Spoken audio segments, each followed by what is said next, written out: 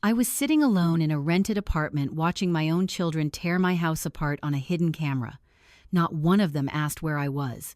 Not one of them sounded worried. Instead, they were screaming about money, about property, about what they thought they were owed.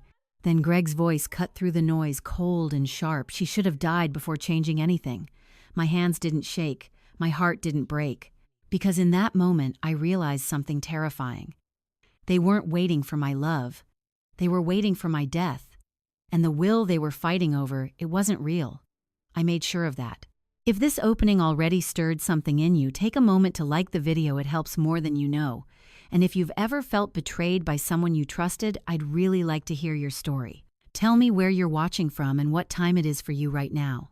Stories like this, they remind us we're not as alone as we think. I didn't always see my children this way.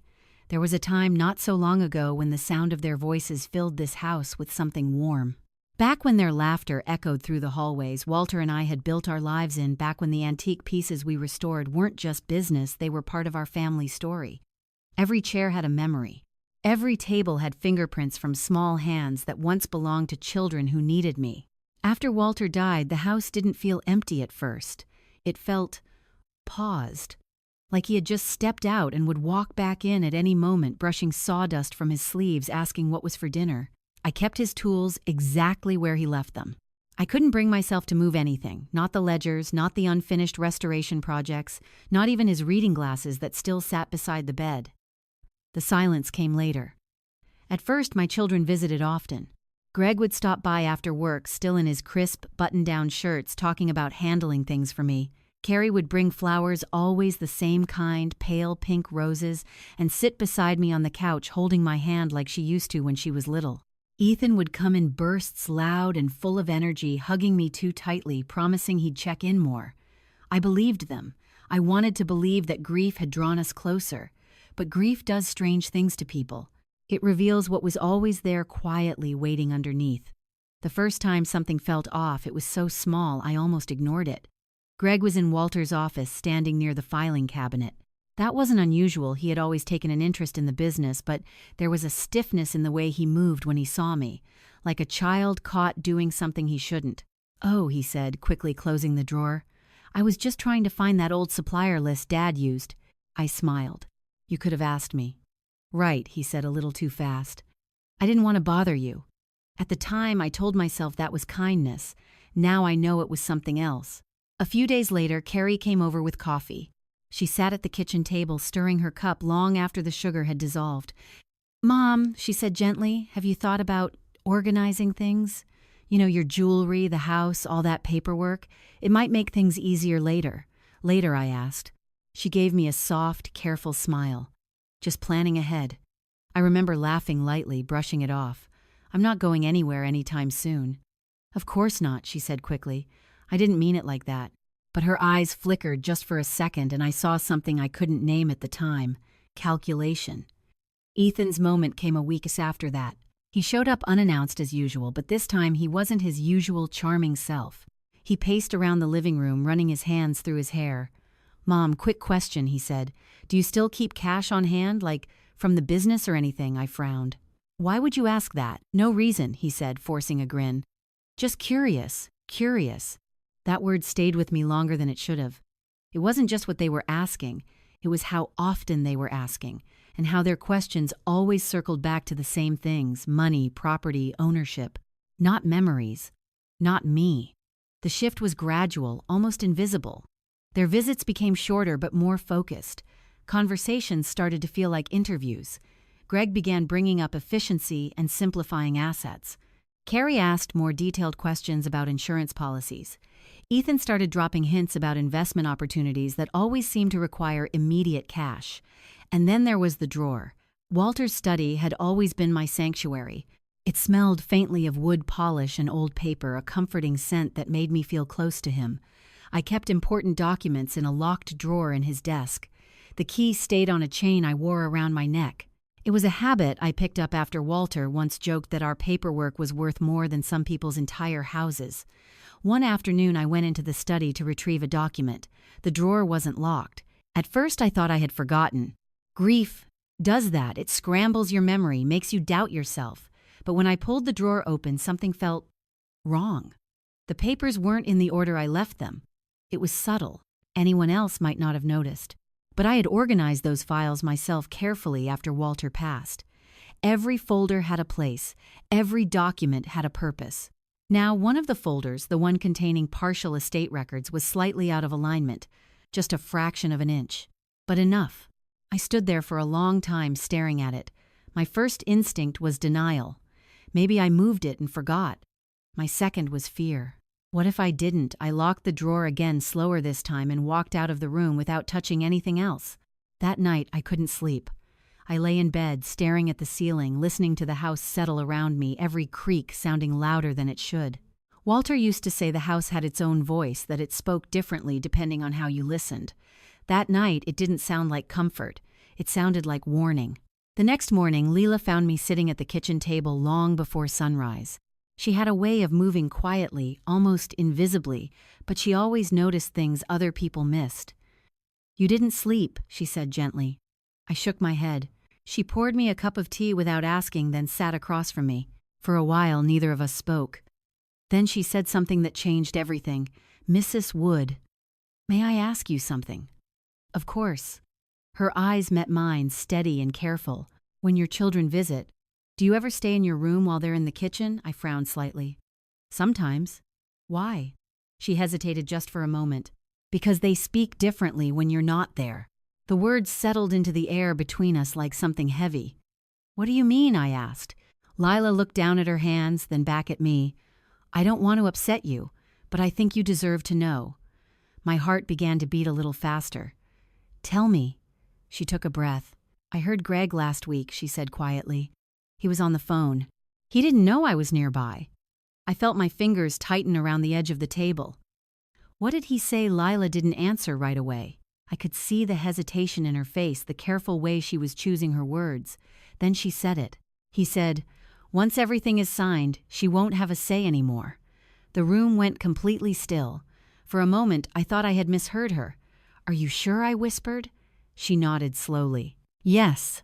A cold feeling spread through my chest, creeping into places grief had already hollowed out.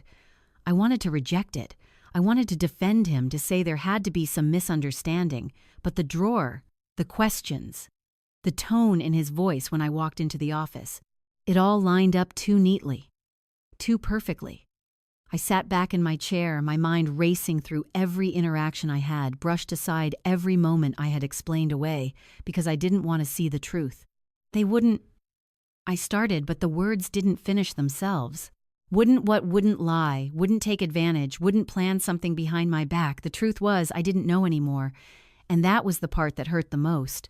Not what they might be doing, but the fact that I could no longer say with certainty who my own children were.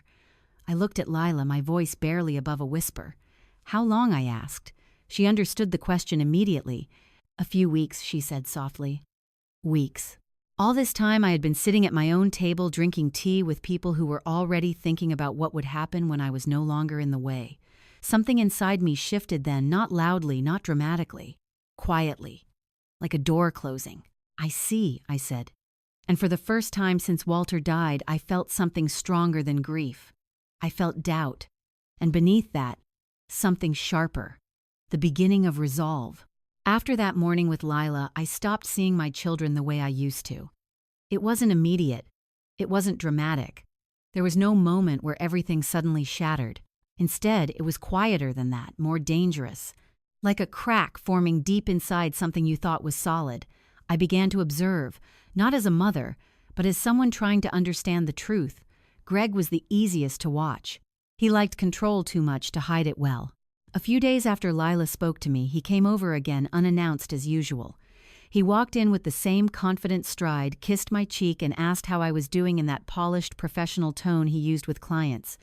"I've been thinking," he said, loosening his tie as he moved toward the kitchen. "You shouldn't be handling all this alone anymore." All what I asked calmly. The house, the business, the accounts. He opened the fridge without asking, scanning the contents like he owned the place. "It's a lot for someone your age." "Someone your age." I felt the words land heavy and deliberate. "I've managed just fine so far," I replied. Greg gave a small, controlled smile. "Of course you have. But that's not the point. It's about being proactive. He leaned against the counter, crossing his arms. I think it's time we talked about power of attorney. There it was. Clear. Direct. Unapologetic. I kept my expression neutral. That's a serious step. Exactly, he said. Which is why we should do it now before anything happens. Before anything happens. The phrase echoed in my mind. And why you? I asked quietly. His smile tightened just slightly. Because I'm the most capable. You know that. I studied his face. The certainty in his voice. The way he didn't even consider asking it was already decided in his mind. I nodded slowly as if considering it. I'll think about it, I said. That's all I'm asking, he replied smoothly.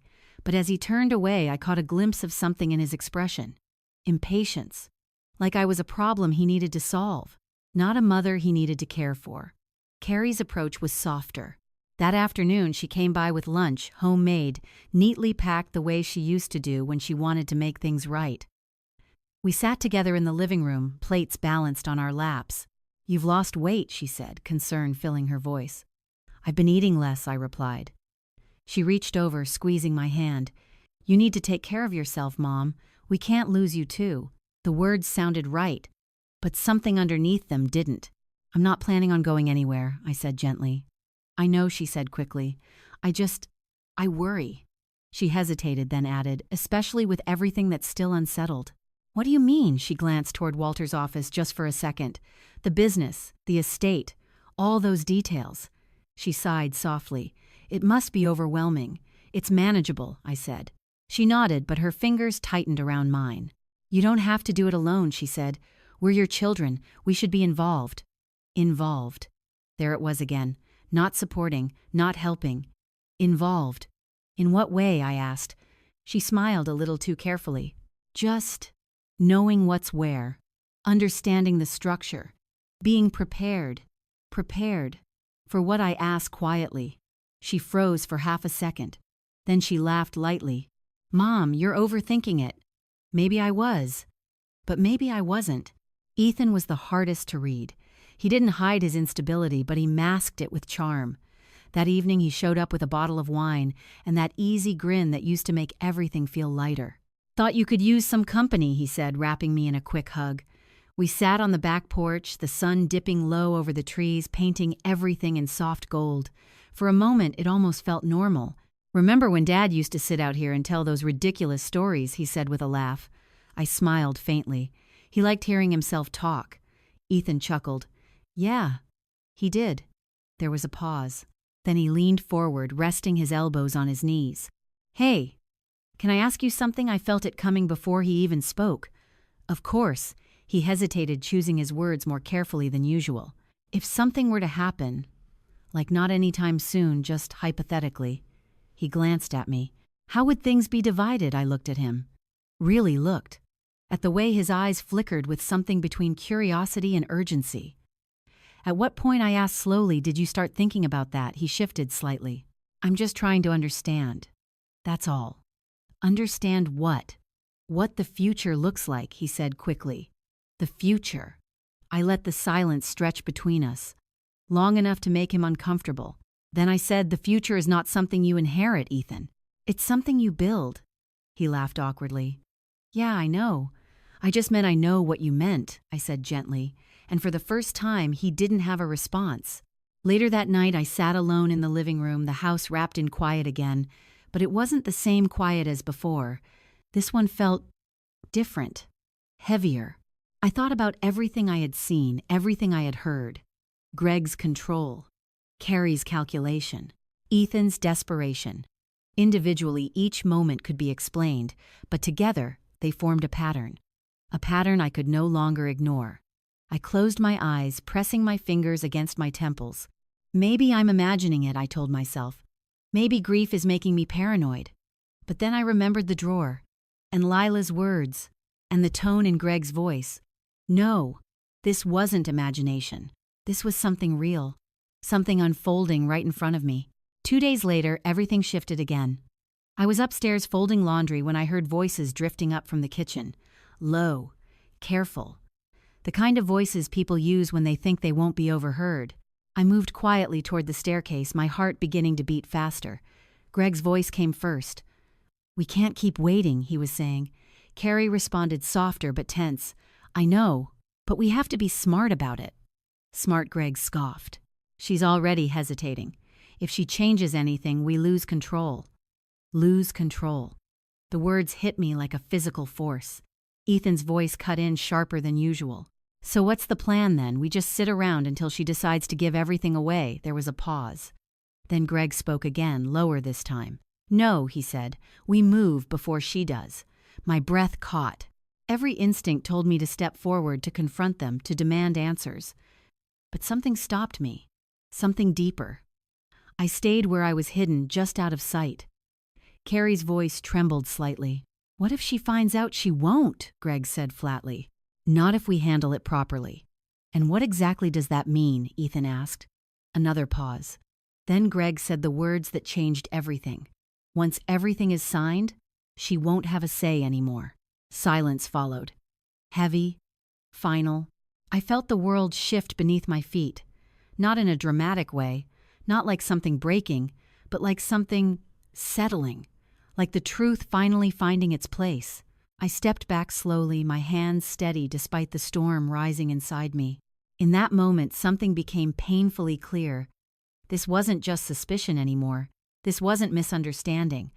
This wasn't grief distorting my thoughts. My children weren't just thinking about my future. They were planning it. Without me. And for the first time in my life, I didn't feel like their mother. I felt like an obstacle. That night, I didn't cry. I didn't scream. I didn't confront anyone. Instead, I sat at Walter's desk, staring at the locked drawer in front of me, the same drawer that had been opened without my knowledge, the same drawer they were so interested in. I reached up, touching the key resting against my chest.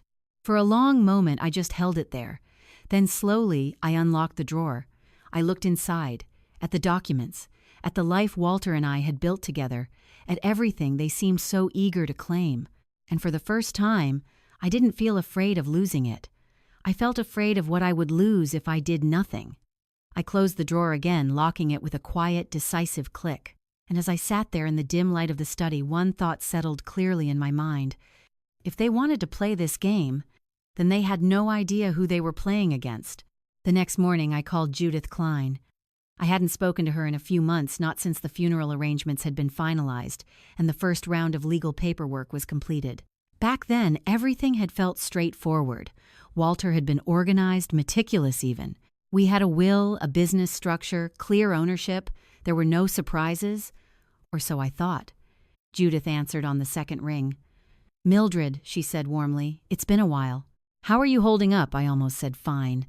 The words sat at the tip of my tongue, familiar and automatic, but something inside me stopped it. "I need to see you," I said instead. There was a pause, just long enough for her to hear what I wasn't saying. "All right," she replied, her tone shifting slightly. "Come by this afternoon." Judith's office was exactly the way I remembered it, orderly, quiet, lined with shelves of neatly labeled files. It had always felt like a place where things made sense, where problems could be defined, examined, and resolved. I needed that. She greeted me at the door, her expression soft but searching. "You look tired," she said gently. "I didn't sleep much," I admitted. She led me into her office and closed the door behind us. "What's going on?" she asked. For a moment, I just sat there, my hands folded in my lap. It felt strange trying to put something so complicated, so emotional into words that made sense. "I don't trust my children," I said finally. The words hung in the air heavier than I expected. Judith didn't react immediately. She didn't rush to reassure me or dismiss it as grief. She simply nodded. "Tell me why," she said. So I did. I told her about the drawer, about the questions, about the conversations I wasn't supposed to hear, about Greg's insistence on power of attorney, Carrie's careful probing, Ethan's growing urgency, and finally I told her what Lila had overheard. Once everything is signed, she won't have a say anymore. When I finished, the room was quiet. Judith leaned back in her chair, her expression thoughtful but no longer gentle. "Have they asked you to sign anything yet?" she asked. "Not directly," I said, "but Greg is pushing for it." She nodded slowly. "And the documents in your study, are they easily accessible? They weren't supposed to be." But they have been, she said. It wasn't a question. I exhaled slowly. Yes. Judith folded her hands together on the desk. Mildred, I'm going to be very direct with you. I expect nothing less. What you're describing isn't just concern or poor judgment, it's a pattern. And patterns like this don't usually lead somewhere harmless. I felt my chest tighten slightly. Hearing it spoken out loud made it real, in a way I hadn't fully allowed myself to accept. What do you think they're planning? I asked. She held my gaze. Control. The word landed with quiet force. Control of your assets, your decisions, possibly your legal authority. My fingers curled slightly against my palm, and once they have that, I asked. Judith didn't answer immediately, but she didn't need to. I already knew. They won't need me anymore, I said softly. Judith's silence confirmed it. For a long moment, neither of us spoke. Then she said, "We need to protect you." "Yes," I replied. "We do." She reached for a notepad, her movements calm and precise. "First, we review your current will. Then we secure your accounts, update your legal protections, and make sure no one can access anything without your explicit consent." I nodded. That was the logical approach, the safe approach. But something inside me resisted it. "That's not enough," I said. Judith looked up. "What do you mean?" I hesitated, choosing my words carefully. "I don't just want to protect myself," I said. "I want to know the truth." Her eyes narrowed slightly. "You already know enough to act." "No," I said quietly. "I know what it looks like. I know what it sounds like. But I don't know how far it goes." I leaned forward slightly, my voice steady despite the weight behind it. "I need to see what they do when they think I'm not watching." Judith studied me in silence. "That's a dangerous line to cross," she said. "I think they've already crossed it," I replied. Another pause. Then she asked, "What exactly are you proposing?" I took a slow breath. "A test." It sounded colder when I said it out loud. More calculated. More unlike me. "I want to create a will that isn't real," I continued. "Something believable enough that they'll think it's legitimate." Judith didn't interrupt. "Something that will make them react," I said. "Not carefully. Not politely. Honestly."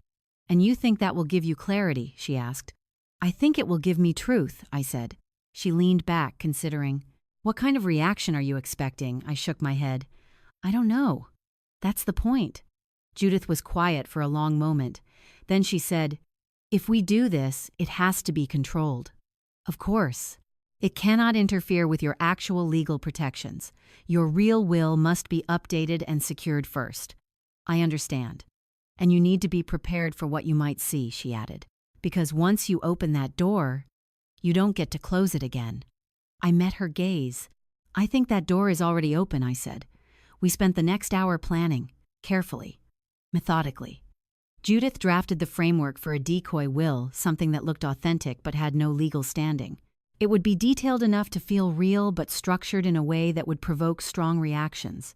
"Unequal distribution tends to reveal character quickly," she said. I gave a faint, humorless smile. "Then let's make it very unequal." We designed it deliberately. Greg would receive a minimal share, far less than he expected. Carrie would be granted the lake house, the most emotionally valuable property. Ethan would be given a controlled monthly allowance instead of direct access to funds, along with strict conditions. "It will feel unfair," Judith said. "That's the point," I replied. Because fairness, I realized, was not what they cared about. Expectation was. And entitlement. If those were threatened, their true selves would surface. But as we finalized the details, a quiet doubt crept in. I looked down at the document at the names of my children written in legal language. "What kind of mother does this?" I asked softly. Judith didn't answer right away. Then she said, "The kind who needs to know whether she's protecting her family or protecting herself from them." The words settled deep. I nodded slowly. That was exactly it. Before I left, Judith placed a hand over mine. "Mildred," she said gently, "there's still time to choose a different path." I looked at her. What path would that be? Distance, boundaries, legal protection without confrontation. I considered it. A quieter solution. A less painful one. But also, an incomplete one. "I've lived my whole life believing I knew my children," I said. "If I walk away now without knowing the truth, I'll spend the rest of my life wondering." Judith studied me for a moment longer. Then she nodded. "Then we do this properly," she said. As I stepped out of her office later that afternoon, the sun felt brighter than it had in days. Not warmer, not comforting, just clearer. For the first time since Walter died, I wasn't drifting, I wasn't reacting, I was choosing. And that choice came with a cost.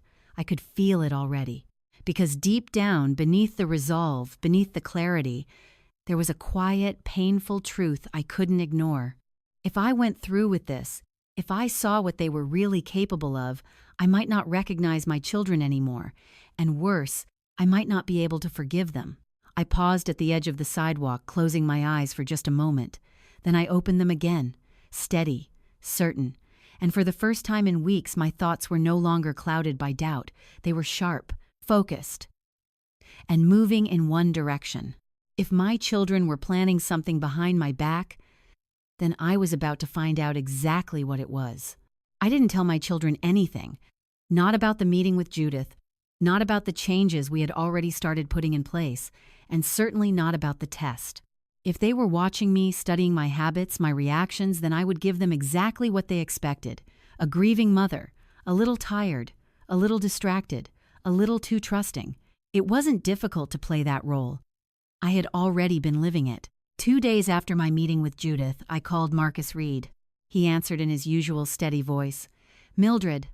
"Marcus," I said, stepping into Walter's study and closing the door behind me. "I need a favor."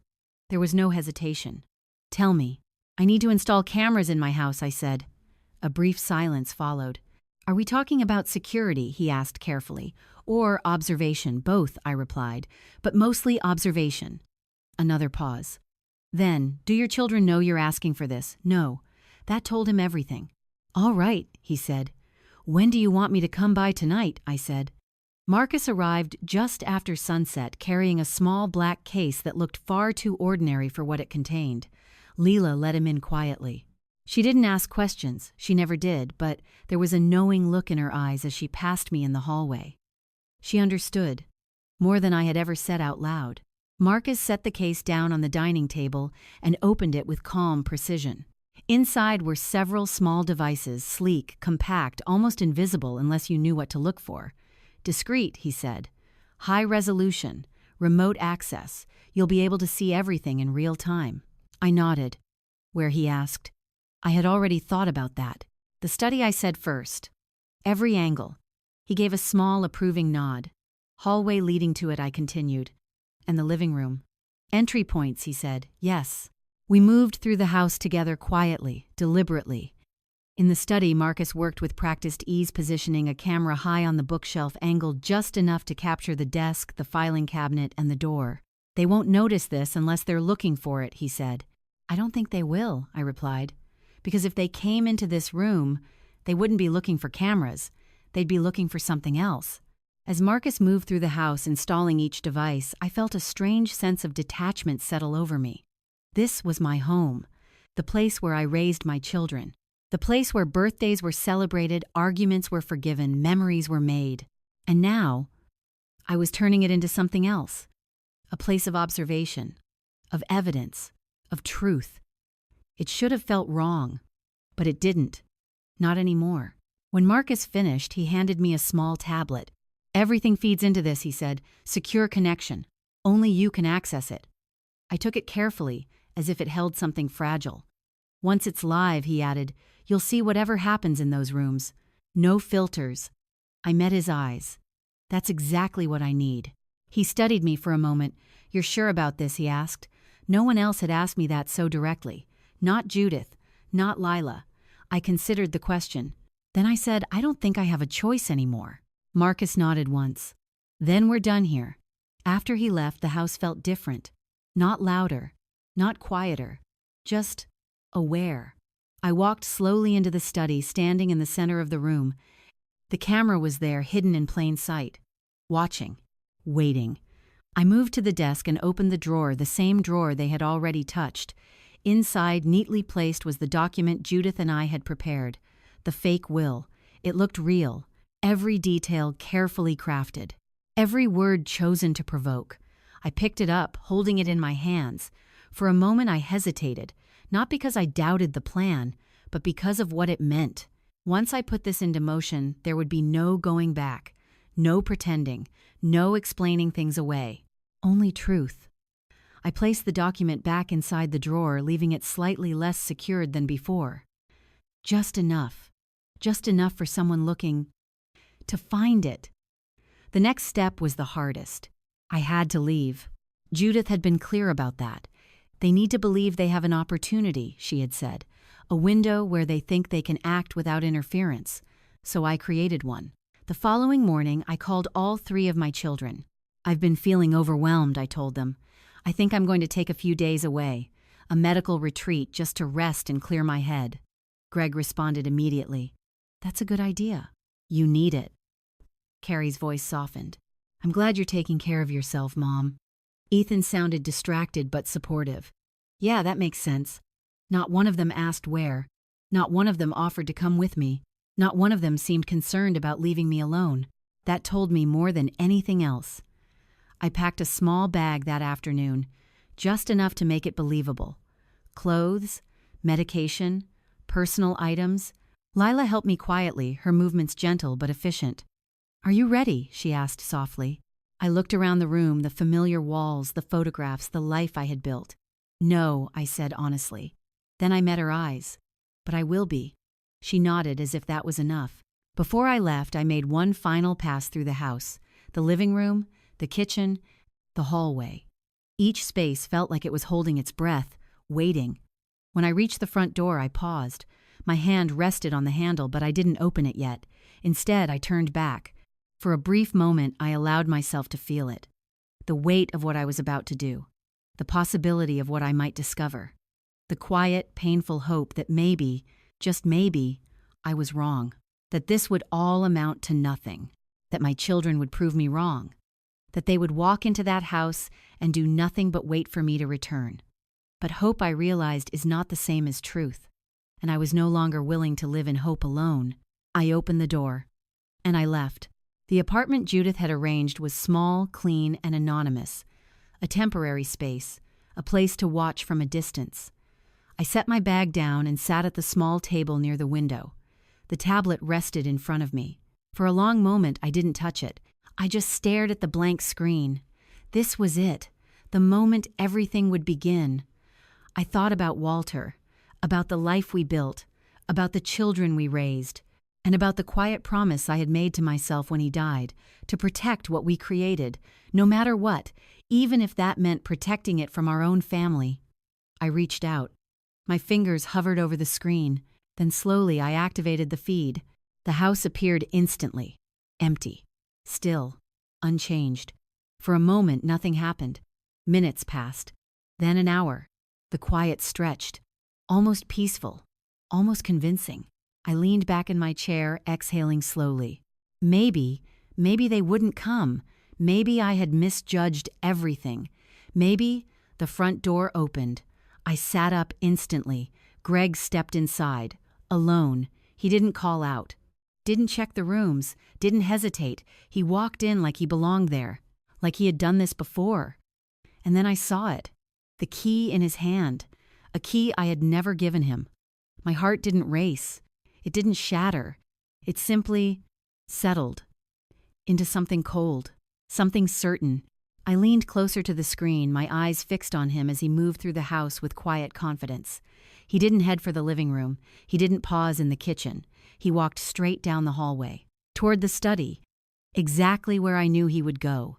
And in that moment, I understood something with absolute clarity. This wasn't curiosity. This wasn't concern. This wasn't even desperation. This was intention. Planned. Deliberate. And already in motion. My fingers tightened slightly around the edge of the table as Greg reached for the study door, and as he pushed it open, I realized this wasn't the beginning of the truth. It was the confirmation of it. I didn't blink. I didn't breathe. I just watched. Greg stepped into the study as if he had every right to be there. No hesitation. No second guessing. His movements were controlled, precise, too precise for someone simply checking in on his mother's house. He closed the door behind him. That alone told me everything. People who have nothing to hide don't close doors when they're alone. He stood still for a moment, scanning the room. Not nervously, but strategically. His eyes moved from the desk to the shelves to the filing cabinet. And then, without wasting another second, he walked straight to the drawer. My chest tightened. There was no searching, no guessing, no curiosity. He knew exactly where to go. He reached down, pulled the drawer open, and began flipping through the contents with practiced efficiency. Papers shifted, folders moved. His hands were steady, almost mechanical, like he had done this before. Not once, not twice, but enough times to know what he was looking for. I leaned closer to the screen, my fingers gripping the edge of the table. "Tell me I'm wrong," I whispered under my breath. But the silence in the room answered for me. Greg paused. Then he pulled something out. The document. The fake will. For a moment he just stared at it, and then he smiled. Not with relief, not with gratitude, but with something sharper. Satisfaction. A slow, knowing satisfaction that made my stomach turn. He unfolded the pages carefully, his eyes scanning line after line. I watched his expression shift subtly at first, then more visibly. His jaw tightened, his brow furrowed, and then the satisfaction disappeared, replaced by something else.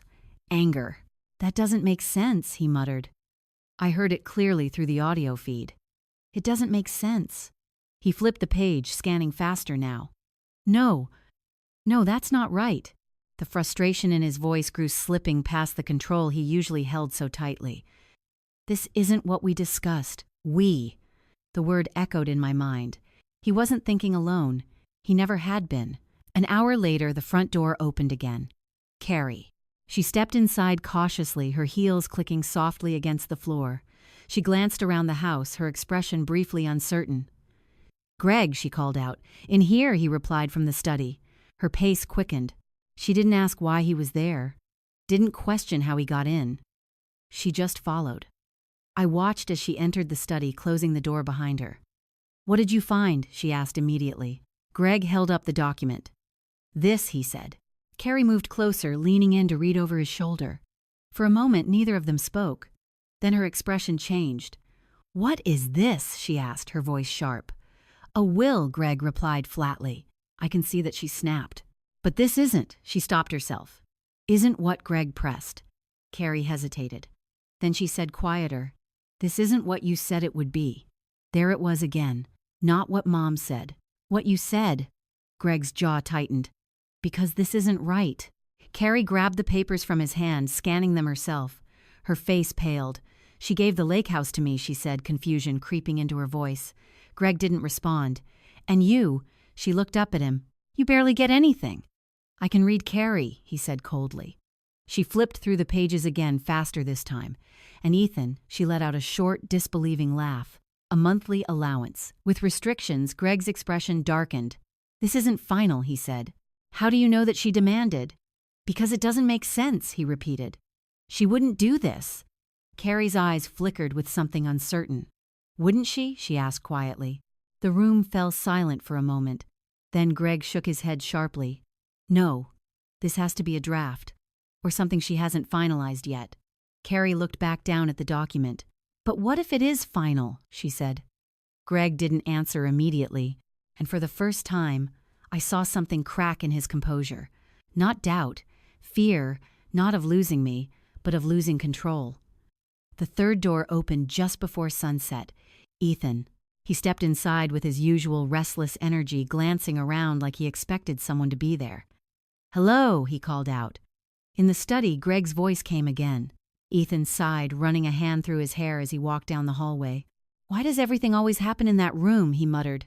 He pushed the door open and stepped inside. "What's going on?" he asked. Carrie didn't waste time. "Mom's will," she said. Ethan froze. "What about it?" Greg handed him the document without a word. Ethan skimmed it quickly at first, then slower, then again. "What the hell is this?" he asked. Greg leaned back against the desk, crossing his arms. "That's what we're trying to figure out." Ethan looked between them. "This isn't right," he said. "This isn't what we agreed on." Agreed. The word landed like a final piece of a puzzle I had been trying not to complete. "What do you mean?" Carrie asked sharply. Ethan hesitated, then shrugged slightly. "Nothing. I just mean this doesn't look fair. Fair, Greg scoffed. You think this is about fair? Ethan's eyes narrowed. It should be. Oh, now you care about fairness, Greg shot back. That's interesting. Carrie stepped between them. Stop it, both of you. She turned back to the document, her hands trembling slightly. This changes everything, she said. Greg's voice dropped colder now. No, he said. It doesn't. Carrie looked up at him. It means she's planning something, he continued. And if she is… He didn't finish the sentence. He didn't have to. Ethan leaned forward slightly. Then what? Greg met his eyes. Then we don't wait. The room went still. Even through the screen I could feel the shift. Carrie's voice was barely above a whisper. What are you saying? Greg didn't look away from Ethan. I'm saying we move before she does. My heart didn't race. It didn't break. It didn't even ache. Because by now, I wasn't surprised. I was simply watching. Ethan let out a short, uneasy laugh. Move how Greg exhaled slowly like he was already tired of explaining something obvious. We make sure everything is handled, he said. Properly? Legally. Carrie's eyes widened slightly. I mean we don't give her the chance to change anything else, Greg interrupted. Silence. Heavy. Dangerous. Ethan looked down at the paper in his hands, then back at Greg. And if she already has, he asked. Greg's expression hardened. Then we fix it, he said. Fix it. The words echoed in my mind, cold and clinical. Not emotional. Not reactive. Planned. Calculated. Carrie shook her head slowly. This is going too far. No, Greg said firmly. This is already too far. He gestured toward the document. She's already decided how this ends. The only question is whether we let her. Ethan ran a hand through his hair again, pacing slightly. This is insane, he muttered. Greg's voice dropped even lower. No, he said. This is necessary. Carrie looked between them, her face pale. What if she finds out? She asked. Greg didn't hesitate. She won't, he said. How can you be so sure? Because he replied, his tone sharp and final, once everything is signed. He paused. And even though I already knew what he was going to say, hearing it again felt different. Worse. She won't have a say anymore. The room fell completely silent, and in that silence, something inside me settled. Not anger, not grief. Something colder, clearer, final. I leaned back slowly in my chair, my eyes still fixed on the screen, watching my children, listening to their voices, understanding them in a way I never had before. This wasn't confusion. This wasn't misunderstanding. This wasn't even desperation. This was intention. And now, I had proof. For a long moment after Greg said those words, none of them moved. It was as if the air itself had thickened, like even they understood on some level that they had crossed a line that couldn't be uncrossed. I sat perfectly still in my chair, the glow of the screen reflecting faintly against the window beside me.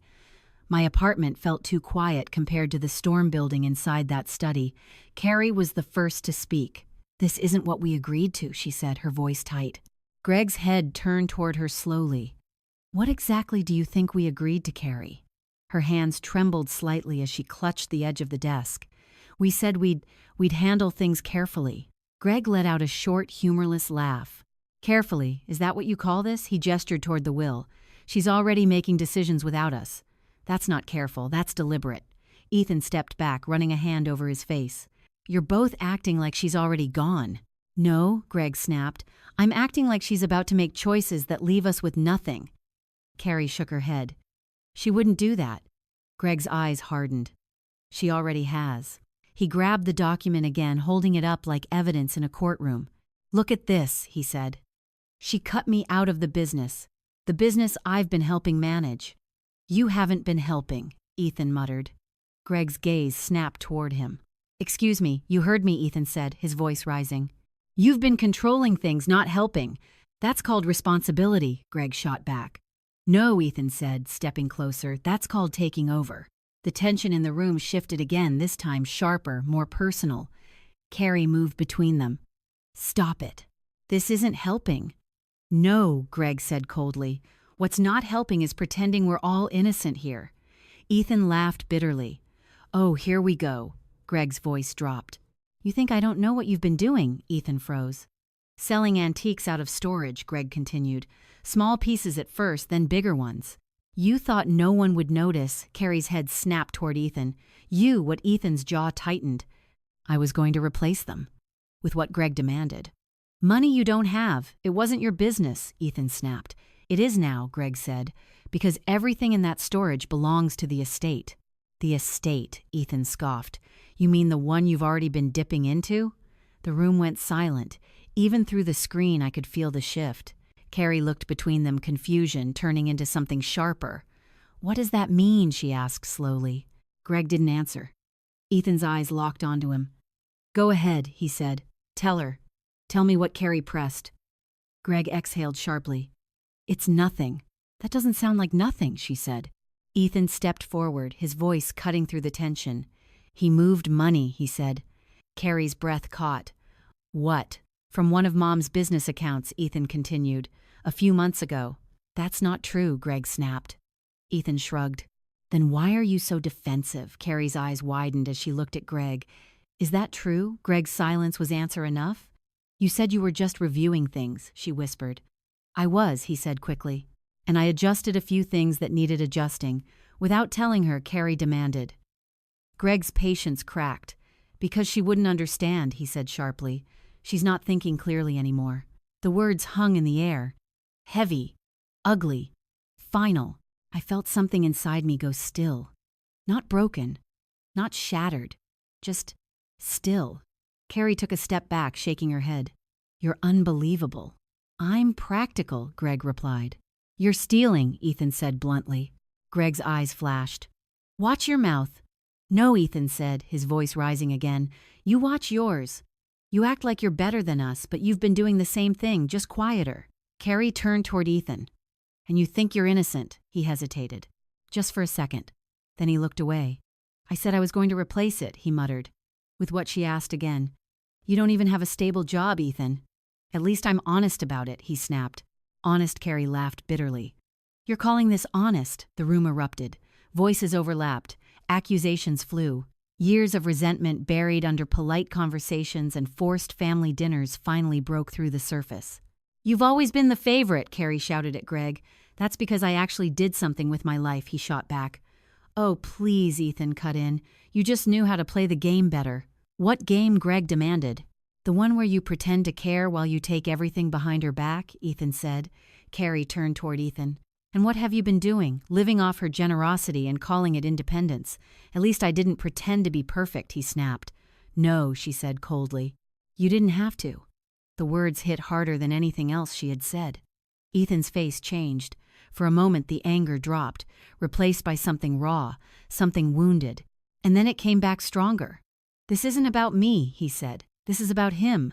He pointed at Greg. He's been planning this for months. That's not true, Greg said. Then explain the ledger. Ethan shot back. The word landed like a stone. Ledger. My breath caught. Carrie frowned. What ledger? Ethan looked at Greg, his expression dark. The one from Dad's office, he said. Greg's jaw tightened. You told me it was gone, Ethan continued. That it must have been misplaced during the move. Carrie's eyes widened. What are you talking about? Ethan didn't look at her. He had it, he said, still staring at Greg. He knew exactly where it was. That's not Greg started. Then where is it? Ethan interrupted. Silence. Greg didn't answer. And in that silence, the truth spoke for itself. Carrie took a slow step back, her face pale. That ledger had all the original business records, she said. The valuations, the accounts, everything. I know, Ethan said. She looked at Greg. You said it was lost. Greg's voice came out low. It's complicated. No, Carrie said, her voice shaking now. It's not. Either you have it or you lied. Greg didn't respond. Because there was nothing left to say. I sat there staring at the screen, my heart beating slow and steady. Not racing. Not breaking. Just steady. Because everything I needed to know was unfolding right in front of me. Not just greed, not just entitlement, but something deeper, something darker. This hadn't started with the will. It hadn't even started after Walter died. It had been building long before that. Quietly, carefully, piece by piece. I leaned back in my chair, my eyes never leaving the screen, watching my children tear each other apart, listening to truths they never meant to say out loud. Understanding something I had spent my whole life refusing to see.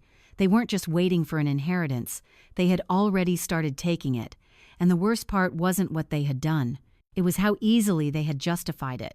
Back in the study, the argument continued louder, now more chaotic. But I wasn't listening anymore. Not to the words, because the words didn't matter. Not anymore. I had seen enough, heard enough, understood enough. The illusion was gone, completely. And in its place was clarity. Cold, unforgiving, absolute. I reached forward slowly, my finger hovering over the screen, not to turn it off, but to pause. Just for a moment, just long enough to breathe. And as I sat there in the quiet of that small apartment, one thought settled firmly in my mind. This wasn't just a test anymore. This was evidence, and I knew exactly what I was going to do with it. I didn't turn the screen off. Even after everything they had already said, after the accusations, the confessions, the unraveling, I couldn't look away because something in me understood this wasn't over. Not yet. Truth, I realized, doesn't come out all at once. It leaks. It slips through cracks. And if you're patient enough, it eventually floods everything. Back in the study, the argument hadn't died down, it had only shifted. Less shouting now, more tension, more calculation. The kind of quiet that comes when people realize they've said too much, but not enough to stop. Carrie stood near the desk, her arms wrapped tightly around herself. She looked smaller somehow, like the weight of what she was hearing was finally settling in. "You told me it was gone," she said again, her voice softer now but sharper. Greg exhaled slowly, rubbing his temple like he was already tired of the conversation. "It wasn't relevant anymore," he said. Carrie blinked. "Not relevant. The ledger reflected an outdated structure," he continued. "Things needed to be streamlined." "Streamlined," she repeated. "You don't streamline something by hiding it." Greg's jaw tightened. "I didn't hide it." Ethan let out a dry laugh from across the room. "Right. It just disappeared on its own." Greg ignored him. Carrie stepped closer. "Where is it?" A pause. Then Greg said, "Safe." That word again. Safe. Not lost. Not misplaced. Safe. Safe for who? Carrie asked quietly. Greg didn't answer, because he didn't need to. The answer was obvious. Ethan paced the room, restless, agitated. "This is exactly what I was talking about," he said. "You've been playing both sides." Greg's voice dropped. "And you haven't, at least I didn't pretend it was for her benefit," Ethan shot back. Carrie turned toward him. "What does that mean?" Ethan hesitated. For just a second, but it was enough. "Nothing," he said quickly. "Don't do that," she snapped. "You don't get to hold back now." Ethan shook his head. "It's not important." "It is to me," Carrie said firmly. He looked at her, then at Greg, and something in his expression shifted. Not anger, not defensiveness, something closer to resignation. "I took more than just antiques," he said. The words landed quietly, but they echoed louder than anything else. Carrie's breath caught. What Ethan didn't look at her. "Cash," he said. "Small amounts. Here and there." "How much?" she asked. He shrugged slightly. "Enough. Enough for what she pressed." Ethan let out a hollow laugh. "Enough to stay afloat."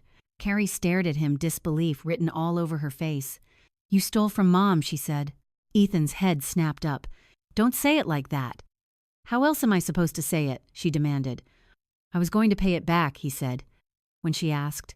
After she was gone, the silence that followed was deafening. Ethan didn't answer. Because he couldn't. Because the answer was already there. I closed my eyes for a brief moment. Not to escape, but to absorb. Every word. Every truth. Every piece of something I had refused to see for far too long. When I opened them again, I wasn't the same woman who had started watching. Something had shifted. Not emotionally, but fundamentally. Back in the study, Carrie took a step back, shaking her head. "This is insane," she whispered. "No," Greg said quietly. "This is reality." She turned toward him, her eyes sharp now. "No, Greg, this is what you made it." His expression hardened. "Don't put this on me." "Who else should I put it on?" she shot back. You're the one who started digging through her documents. You're the one who moved money. I'm the one who kept things from falling apart," he interrupted. Carrie stared at him. "For who?" she asked. Greg didn't hesitate. "For us." The word hit harder than anything else he had said. "Not for me. Not for the family as a whole. For us. Meaning them. Excluding me." I felt it settle deep in my chest, not as pain, but as clarity. Ethan shook his head slowly. "You keep saying that like it makes this okay." "It does," Greg replied. "No, it doesn't," Ethan said. "It just makes you sound like you believe it." Greg's eyes flashed. "Because I do believe it." Carrie looked between them, her voice quieter now. "You really think Mom would have left you with nothing?" she asked. Greg's jaw tightened. "I think she's not thinking clearly." "And you are," she challenged. "Yes," he said simply. The certainty in his voice was almost impressive. Almost. Carrie let out a slow breath, turning back toward the desk. "This doesn't feel right," she said. Greg didn't respond. Ethan laughed bitterly. "That's because it isn't." "No," Greg said sharply. "What's not right is sitting around and waiting for her to make decisions that affect all of us without any input." "She's allowed to do that," Carrie said. "Not if those decisions are irrational," he replied. Carrie's eyes narrowed. "And who decides that?" Greg met her gaze. "I do." The room went still again, not from shock, but from recognition, because in that moment, they all saw it, exactly who he had become. Ethan let out a slow whistle. "Wow." Greg ignored him. Carrie shook her head, her voice barely above a whisper now. "This isn't about protecting anything," she said. "This is about control." Greg didn't deny it, because he didn't see it as wrong. "I'm doing what needs to be done," he said. "At what cost?" she asked. He didn't answer. Because the cost didn't matter to him, not if the outcome was what he wanted. I leaned back in my chair, my hands resting calmly in my lap. The apartment was silent again, except for their voices echoing faintly from the screen. But inside me, everything was quiet. Not empty, not numb, just clear. I had spent weeks questioning myself, doubting my instincts, hoping I was wrong. But now, there was no doubt left, no confusion, no hesitation, just truth, unfiltered, undeniable. My children hadn't just lost their way, they had chosen it. Each of them, in their own way, for their own reasons. But the result was the same. They had crossed a line, and they had done it together. Back in the study, Carrie sat down slowly in the chair by the desk. "What do we do now?" she asked. Her voice sounded different, less certain, less controlled. Greg didn't hesitate. "We move forward," he said. Ethan shook his head, forward to what Greg looked at him, to securing what's ours. Ethan let out a short, humorless laugh. "You keep saying that like it belongs to us already." "It will," Greg replied. Carrie looked up at him. "How?" she asked. Greg's expression didn't change. "We make sure the right documents are in place," he said. Ethan's eyes narrowed. "You mean—" Greg didn't finish the sentence. He didn't need to, because now they were all thinking the same thing. And for the first time, no one said it out loud. I stared at the screen, my heart steady, my mind sharper than it had been in years. Because I understood something now that I hadn't before. This wasn't just about greed. It wasn't just about money. It was about power, control, and the belief that I was no longer capable of holding it. They thought I was weak, distracted, too broken by grief to see what they were doing. And for a while, maybe I had been. But not anymore. Not now. I leaned forward slightly, my eyes fixed on their faces, on the people I had raised, the people I had trusted without question. And for the first time, I didn't see my children. I saw exactly who they were. And more importantly, I saw exactly what I needed to do next. I didn't sleep that night. Not because I was restless, but because my mind refused to slow down. I replayed every second of the footage, every word, every pause, every look they exchanged when they thought no one was watching. The apartment stayed dim, lit only by the soft glow of the tablet resting on the table in front of me. At some point, I stopped reacting. I stopped feeling shocked. I simply started analyzing. Because what I had witnessed wasn't just betrayal, it was a pattern. And patterns always lead somewhere. By morning, I called Judith again. I need you to come over, I said. I'm already on my way, she replied. She must have heard something in my voice, something that told her this was no longer just concern, this was confirmation. Judith arrived just before 9, carrying her usual leather folder, her expression calm but alert. Marcus came 10 minutes later. I hadn't asked him to, but somehow he knew. That's the thing about people like Marcus. They don't wait to be told when something is wrong. They feel it. We sat together at the small table, the three of us, the tablet placed between us like evidence in a courtroom. I didn't speak at first. I just pressed play. They watched. Silently. Greg entering with the key. Carrie arriving without question. Ethan following, already informed. The discovery of the will. The arguments. The accusations. The confessions. The words. We move before she does. She won't have a say anymore. When the video ended, no one spoke immediately. The silence was heavier than anything that had been said on that screen. Finally, Judith exhaled slowly. Well, she said. That answers that. Marcus leaned back in his chair, his expression hard. That's not just opportunistic behavior, he said. That's coordinated. I nodded. I know. Judith looked at me carefully. How are you holding up? It was a simple question. But it carried weight. I thought about it. Really thought about it. I'm clear, I said, and I meant it. Not calm, not okay, but clear. Marcus leaned forward, tapping the screen lightly. Let's break this down, he said. Because what you have here isn't just emotional evidence, it's actionable. Judith nodded in agreement. Greg is the key figure, Marcus continued. He has access, knowledge, and intent. And opportunity, Judith added. I folded my hands in front of me. He also has history, I said quietly. They both looked at me. What do you mean? Judith asked. I hesitated. Not because I doubted it, but because saying it out loud would make it real. There were irregularities, I said. Before Walter died. Marcus's expression sharpened. What kind of irregularities? Small things, I said. At least they seemed small at the time.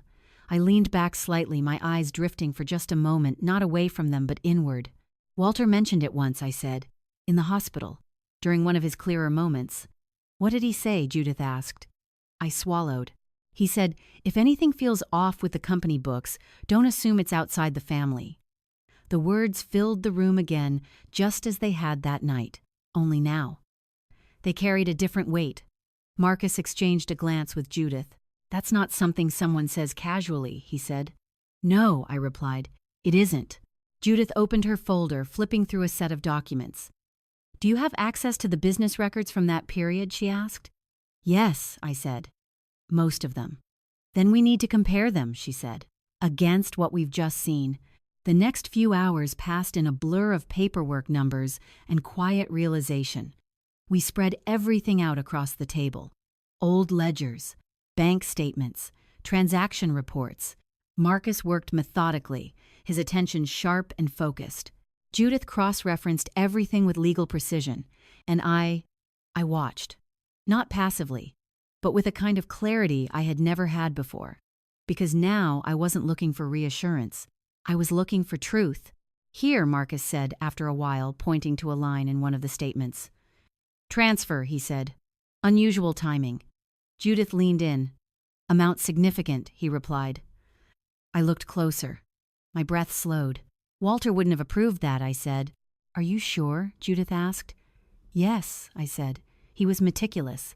Every large movement was documented. Marcus nodded. Then this stands out. He flipped to another document, and here he added, another one. Same pattern. Judith's eyes narrowed slightly. These aren't random, she said. No, Marcus agreed. They're controlled. My fingers tightened slightly.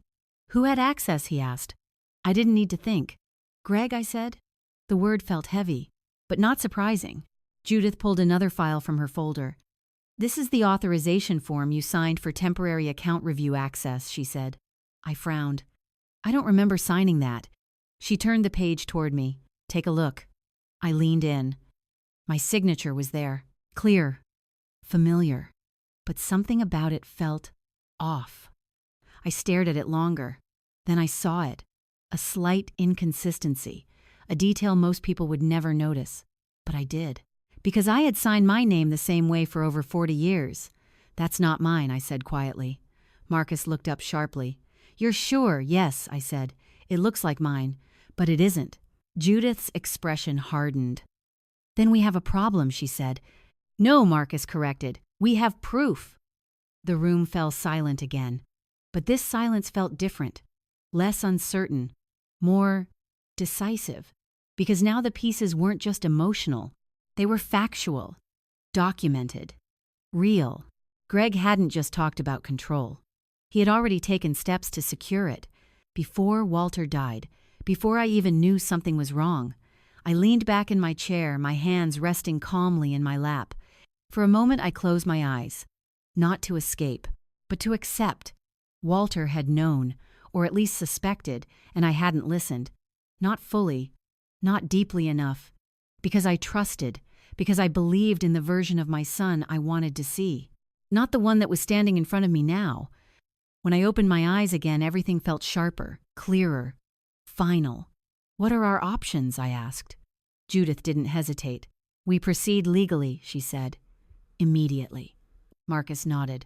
"You have enough here for fraud, unauthorized access, and financial manipulation." "And the footage?" I asked. "Supports intent," he said. I nodded slowly. "And the others?" I asked. Judith met my gaze. "They're involved," she said, "to varying degrees. But Greg is the primary liability." I absorbed that, not as a mother, but as someone making a decision. For a long moment, I didn't speak. I just sat there looking at the documents, the footage, the evidence of everything that had been hidden from me. And then I said it. "I want to confront them." Judith's eyes flickered slightly. "That's not necessary for legal action, I know," I said. Marcus leaned forward. "Then why do it?" I met his gaze. "Because I want them to hear it from me," I said. Not as their mother, but as the person they underestimated. The words settled into the room with quiet certainty. Judith studied me for a moment, then she nodded. "All right," she said. "But we do it carefully. Controlled environment. No surprises." "No," I said softly. "They've had enough of those." I looked down at the tablet one last time, at the frozen image of my children in that study, arguing, confessing, revealing themselves. And for the first time, I didn't feel anger. I didn't feel grief. I didn't even feel betrayal. I felt something else, something stronger, something steadier, resolve. Because now this wasn't just about what they had done. It was about what I was going to do next. And this time, I wasn't going to hesitate. I didn't rush. That was the first decision I made after everything came into focus. There's a difference between reacting and acting, and for the first time in a long time, I chose the latter. Judith had offered to move quickly. Legal filings account freezes immediate protective measures. Marcus had already begun outlining what evidence needed to be secured, how to preserve everything cleanly, professionally. But I asked for one thing first. Time. Not much, just enough. Because there was something I needed to do before any of that began. I needed to look my children in the eyes. We planned the meeting carefully, controlled, contained, no room for escalation. Judith insisted on being present. Marcus agreed to stay nearby, not in the room but close enough if things shifted. "They've already shown you who they are," Judith said. "Don't underestimate what they might do when confronted." "I won't," I replied. And I meant it. Because I wasn't walking into that room as their mother anymore. I was walking in as someone who had seen the truth. I called them the next morning. All three of them. "I'm back," I said simply. "And I think it's time we sit down and talk. About everything." There was a pause on the line. Then Greg spoke first. "Of course," he said. "That's a good idea." Carrie followed. "Are you okay?" "I'm fine," I replied. Ethan hesitated, then said, "Yeah, we should talk." None of them asked what I meant. None of them questioned the timing, because in their minds, they were still in control. I arrived at the house an hour early, not because I needed the time, but because I wanted to feel it. The space, the silence, the place where everything had started and where everything would now be decided. I walked through each room slowly. The living room, the kitchen, the hallway, everything looked the same. But it didn't feel the same, because now I knew what had happened inside these walls when I wasn't there. What had been said, what had been planned, what had already begun. I stopped outside the study. For a moment, I just stood there, my hand resting lightly against the door. This room had held Walter's work, his discipline, his integrity, and now it held something else. Truth. I opened the door, stepped inside, and took my seat at the desk, not behind it, but at the head of the small table across from it, facing the door, waiting. They arrived together. That surprised me, not because they came, but because they came united. Greg entered first, Carrie just behind him, Ethan last. They moved into the room with a kind of quiet coordination that would have impressed me if I hadn't known what it meant. "Mom," Carrie said softly, stepping forward. I raised a hand slightly, not sharply, not aggressively, just enough. She stopped. Greg's eyes flicked toward the gesture. He noticed. "Of course he did. Let's sit," I said calmly. They did. Greg directly across from me, Carrie to his right, Ethan to his left. A perfect line, a perfect front. For just a moment, no one spoke. They were waiting, watching, trying to read me, but I gave them nothing. No anger, no sadness, no hesitation, just stillness. "I'm glad you came," I said finally. Greg nodded. "Of course. We've all been concerned." The word almost made me smile. "I'm sure you have," I replied. Carrie shifted slightly in her chair. "You said you wanted to talk about everything." "I do," I said. Ethan leaned forward a little. "Is something wrong?" I looked at him. Really looked. At the uncertainty in his eyes. At the tension he was trying to hide. "Yes," I said. The words settled into the room. Simple, unavoidable. Greg straightened slightly. "Then let's address it." I nodded. "We will." I folded my hands in front of me. Not tightly, not defensively, just steady. "I've been doing a lot of thinking," I said. "About what Carrie asked." "About this family," I replied. Greg's gaze sharpened slightly. "And what have you concluded?" he asked. I met his eyes. That I haven't been paying enough attention. Silence, subtle, but immediate. Because they didn't expect that.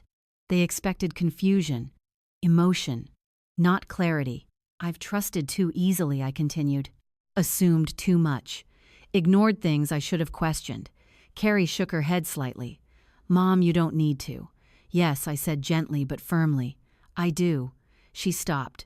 Greg remained still, watching, calculating.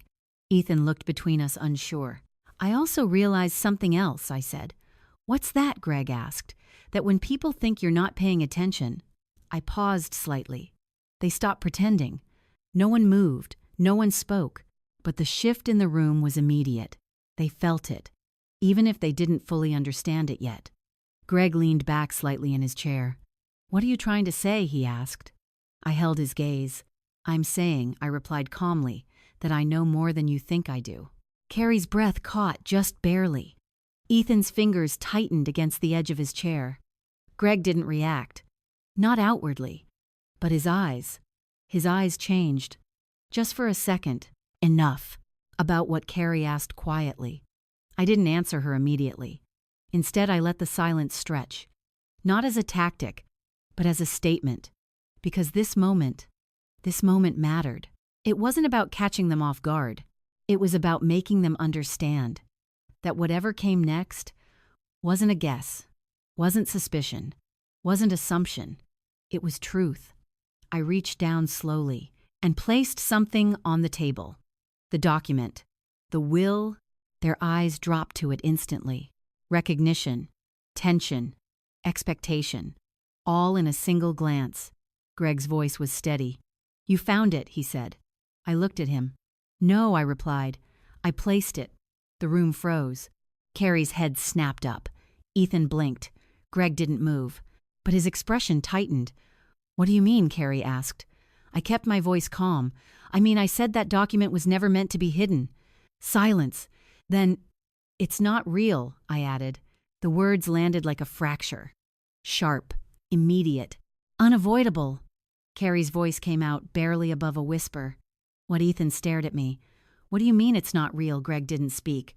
Because Greg already understood. I met his eyes. "It's a test," I said. And in that moment, everything changed. For a moment, no one spoke. Not because they didn't understand what I had said, but because they understood it too well. Carrie was the first to react. "A test," she repeated, her voice thin, almost fragile. "What kind of test?" Ethan leaned forward, his brows pulling together. "Mom, what are you talking about?" But Greg didn't say a word. He just watched me. Carefully. The way someone watches a situation they know is slipping out of their control. I held his gaze. "I wanted to see what you would do," I said calmly. "What you would say. Who you would be. When you thought I wasn't there." The silence that followed wasn't empty. It was heavy. Because now, they were no longer guessing. They knew. Carrie shook her head slowly. You were spying on us." "No," I said gently. "I was observing." "That's the same thing," Ethan muttered. "No," I replied, my voice still steady. "It isn't. Spying implies I didn't have a reason." I let the words settle before continuing. "I had a reason." Greg finally spoke. "And what reason would justify something like this?" he asked.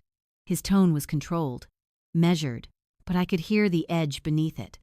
"The truth," I said simply. His jaw tightened slightly. "You could have asked us," he said. I almost smiled. "Would you have answered honestly?" I asked. He didn't reply. Because we both knew the answer. Carrie's eyes filled with something between confusion and hurt. "You didn't trust us," she said. I looked at her. "I wanted to," I said. The distinction mattered, but I wasn't sure she heard it. Ethan leaned back in his chair, running a hand through his hair. "This is insane," he said. "You set us up." "No," I replied. "I gave you an opportunity." "To what?" he snapped. "To show me who you are," I said. The room fell silent again. But this silence was different. This one carried weight. Because now, there was nowhere left to hide. Greg leaned forward slightly, his hands resting on the table. "What exactly do you think you saw?" he asked. I didn't answer immediately. Instead, I reached for the tablet beside me and turned it on. The screen lit up instantly, frozen on a frame from the study, the three of them, together, mid-argument. I tapped the screen once, and the video began to play. No one spoke as the footage unfolded. Greg entering with the key, Carrie arriving without question, Ethan following, the discovery of the will, the arguments, the words. "This isn't what we agreed on. You moved money." I took cash. "Once everything is signed, she won't have a say anymore." Each sentence landed harder the second time, because now they weren't just saying it, they were hearing it. About themselves. Carrie covered her mouth halfway through. Ethan stopped watching, his eyes dropping to the table. But Greg kept his eyes on the screen, right until the end. Then I paused the video, and the room fell into silence once more. No one rushed to explain. No one tried to interrupt. Because there was nothing left to twist, nothing left to deny. Everything was already there, clear, undeniable, recorded. Carrie spoke first. Her voice was barely above a whisper. I didn't think, her words trailed off, because she didn't know how to finish them. Ethan exhaled slowly, his shoulders sinking. "This wasn't supposed to happen like that," he said. I looked at him. "How was it supposed to happen?" I asked. He didn't answer. Because again, there was no answer that wouldn't expose something worse. Greg finally moved. He leaned back in his chair, folding his arms. And for the first time since he walked into that room, he looked uncertain. Only for a moment. Then it was gone, replaced by something else. Defiance. "You recorded us," he said. "Yes. You manipulated the situation. I revealed it." His eyes narrowed slightly. "That's your interpretation." I held his gaze. "No," I said quietly. "That's your behavior." Carrie looked between us, her voice trembling. "This isn't fair," she said. I turned to her. "What part of this feels unfair to you?" I asked. She blinked. I didn't know it would go that far," she said. "But you stayed," I replied. Her lips parted slightly. "But you listened," I continued. Her eyes filled. "But you didn't stop it." She looked down, and that was answer enough. Ethan let out a quiet, bitter laugh. "Guess we're all exposed now," he said. I didn't respond, because that wasn't entirely true. Not yet. Greg leaned forward again. "You're overreacting," he said. The words were calm. Controlled. almost reasonable. If you ignored everything that had already happened, I'm responding, I said, to what he asked. To you, I replied. He shook his head slightly. You're taking a conversation out of context. I almost admired the attempt. Almost. What context would make that acceptable, I asked. He didn't answer. Because there wasn't one. Carrie wiped at her eyes. Mom, we were just trying to figure things out, she said. By going through my documents, I asked. She hesitated. By planning to move before I did, I added. Her shoulders dropped. I didn't mean it like that. But you said it, I replied. Ethan leaned forward again, his voice quieter now. I messed up, he said. It was the first honest sentence in the room. I looked at him. Yes, I said. He swallowed. I didn't think it would turn into this. I nodded slightly. But it did. He looked down and didn't speak again. Greg exhaled slowly. So what now, he asked. There it was. Not apology, not reflection, not regret, just strategy. I studied him for a moment. Then I said the words I had been holding on to since this began. Now I said calmly, we deal with the truth. I reached into my folder and placed another document on the table. Different, heavier, real. The actual will, I said. All three of them froze. Greg's eyes flicked down to it, then back up to me. Carrie didn't move. Ethan stared. This, I continued, was updated months ago. Silence. And none of you, I said quietly, are the primary beneficiaries. The words settled into the room like something final. Irreversible. Carrie's face drained of color. Ethan blinked as if trying to process what he had just heard. Greg didn't move at all. But I saw it. That moment. That fracture. Not emotional. Not personal. Structural. Because for the first time, he had lost control. What does that mean? Carrie whispered. It means, I said, that what you were fighting over was never yours to begin with. Ethan let out a slow breath. Greg's voice came out lower now. Who is it going to? He asked. I held his gaze. People who understand the value of what Walter and I built, I said, and who didn't try to take it before I was gone. The silence that followed was complete. Not tense. Not chaotic. Just complete. Because now, there was nothing left to argue about, nothing left to fight over, nothing left to pretend, only consequences. And the truth they had tried to outrun, sitting right in front of them. No one spoke for several seconds after I said it. Not because they didn't understand, but because they did. Completely. Carrie was the first to break. You changed it, she asked, her voice trembling. Yes, I said calmly. When Ethan asked, months ago. Greg's eyes narrowed slightly. Without telling us. I held his gaze. It wasn't your decision to be told. That landed harder than anything else. Because for the first time, I wasn't responding to him as a son. I was addressing him as someone who had assumed authority he never had. Carrie shook her head slowly as if trying to wake herself from something. But why? She asked. Why would you do that? I didn't answer immediately. Because the question wasn't simple. It wasn't about one moment or one decision. It was about everything. I didn't change it because of what I saw in that video, I said. Their eyes shifted slightly. I changed it before that, I continued, because something already felt wrong. Greg's jaw tightened. And what gave you that impression? He asked. I met his eyes. The drawer, I said. He didn't react, but he heard me. I noticed it had been opened, I continued. Papers moved. Files shifted. Carrie's breath caught softly. Ethan looked down. And then there were the questions, I added. The conversations. The tone.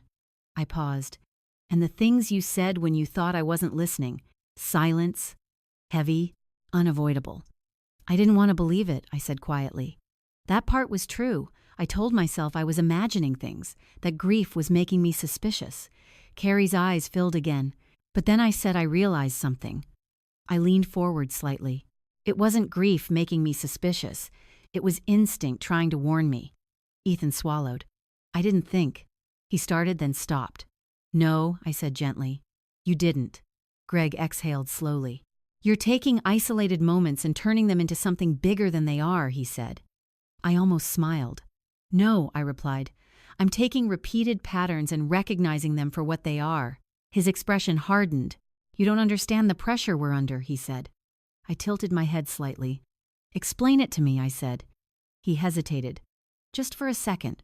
Then he said, we're trying to secure our future. At my expense, I asked. That's not what I said. But that's what you did, I replied. Carrie's voice broke through softer now.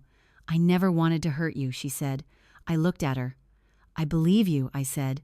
She blinked, surprised. But you still did. The words weren't harsh. They didn't need to be. Because truth doesn't need force.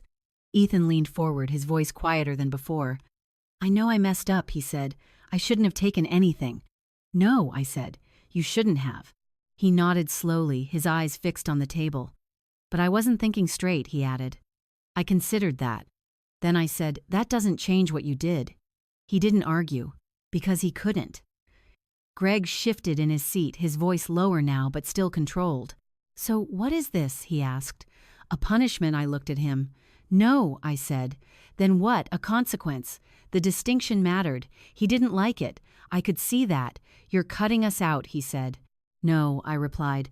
I'm protecting what you've already tried to take. His jaw tightened. That's not fair. I held his gaze. Fairness stopped being relevant when trust was broken. Silence. Carrie wiped her eyes again. So, what happens now? She asked. That question again. But this time, it was different, less demanding, more uncertain. I reached for another document. Not the will. Something else. This, I said, placing it on the table, is the structure moving forward. They all looked at it. Carefully. Cautiously. Conditional trusts, I explained. Greg frowned. What does that mean? It means, I said, that you are not completely removed. Carrie's eyes flickered with something hope, maybe. But I continued, your access is no longer automatic. Ethan leaned closer. So, what do we have to do? I met his eyes. Earn it. The word settled heavily. Greg let out a short, disbelieving breath. Earn our own inheritance, he said. Yes. His expression darkened. That's ridiculous. No, I said calmly. It's appropriate. Carrie picked up the document, her hands still shaking slightly. What kind of conditions? She asked. I answered simply, stability, accountability, transparency. Ethan frowned. That's vague. It's intentional, I said. Greg shook his head. This is just control in a different form. I almost laughed. You don't like control when it isn't yours, I said. He didn't respond. Because that was exactly the point. Carrie looked up at me, her voice small. Is there any way to fix this? She asked. I studied her face.